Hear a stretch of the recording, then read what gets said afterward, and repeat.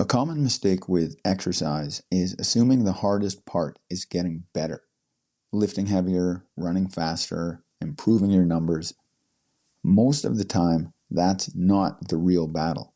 The hardest part is restarting after you have stopped for too long. Keeping a pace is easier than rebuilding one. Hey there, it's me, Core, and you're listening to Exercising Consistency, from fitness to flourishing. Once exercise becomes part of your normal rhythm, your brain stops treating it like a big decision. It turns into something familiar and expected. Something you do the way you brush your teeth or make breakfast. That's when resistance gets quieter. You still have days where you feel tired or busy, but the habit has a certain automatic quality that carries you through. When consistency breaks for long enough, however, workouts start to feel heavy again, and not just physically. There's a psychological weight that shows up before you even begin. You start thinking about it more. You start debating it. You start asking, how is this going to fit into my life again? And the gap between knowing what to do and actually doing it gets wider. This is how people slide into that familiar sentence, I haven't been working out for a while. I need to get back into it. They're not describing a lack of knowledge. They're describing a loss of momentum. The trap usually starts small. You miss one workout and tell yourself you'll catch the next one. Then it's 2 missed workouts.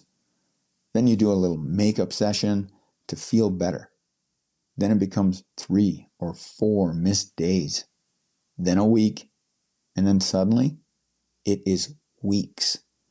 And the longer the time stretches, the more friction builds around returning. That friction sounds like reasonable thoughts. I'm too busy right now. I just need to get motivated first. I'll wait until life calms down. The problem is those thoughts aren't neutral. They are delays that make restarting harder because the habit is becoming unfamiliar again. One missed day is not a disaster. The real problem is the spiral. That's when guilt shows up. Then avoidance. Then you try to restart with a burst of motivation. And it feels intimidating because you're starting from zero again. This is why small maintenance actions matter so much. The minimum can be almost embarrassingly easy. A short walk, 2 minutes of movement, a set of squats before dinner. Physically, these might not change your body much at all. Psychologically, they do something huge. They protect continuity. Continuity is powerful because maintaining momentum takes far less energy than rebuilding it from zero. Think about pushing something heavy. The hardest part is getting it to move in the first place. Once it's rolling, keeping it going takes less effort. Human behavior works the same way. Momentum isn't just physical, it's psychological. This is the real advantage of consistency. Reduced friction. Consistent people still get tired. They still get busy. They still have low motivation days. The difference is they maintain momentum before it stops. They understand that it's easier to stay in motion than it is to start again from nothing. On the days when time is tight or your energy is low, don't aim for the perfect workout. Don't overthink the ideal plan. Focus on one job. Keep momentum alive today.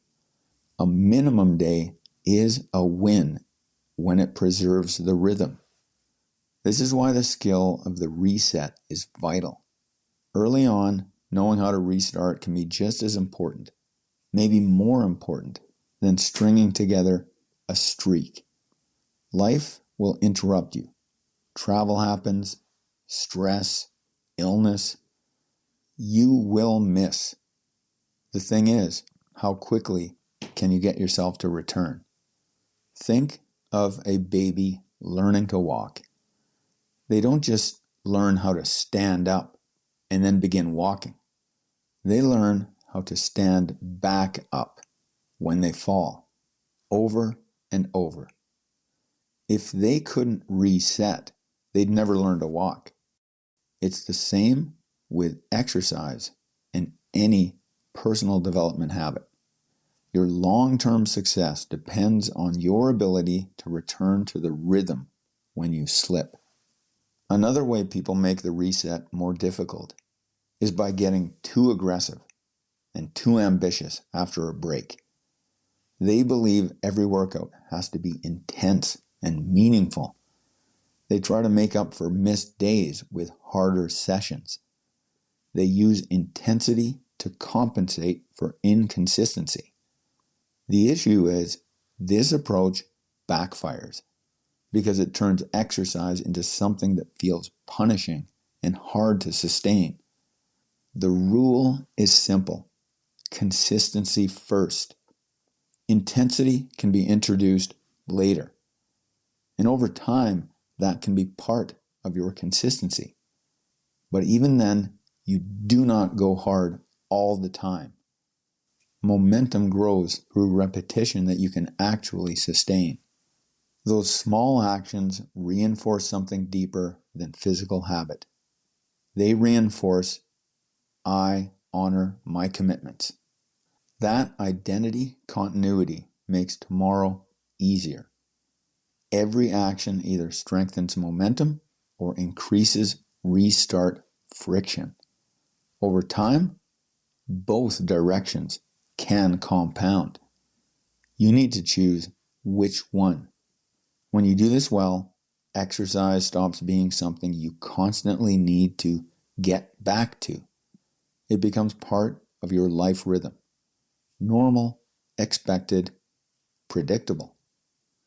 And once you reach that point, maintaining momentum becomes far easier than repeatedly rebuilding it from scratch. When you're ready to start day one of a consistent exercise practice, join the ACT Score Challenge. That's it for today. Catch you next time.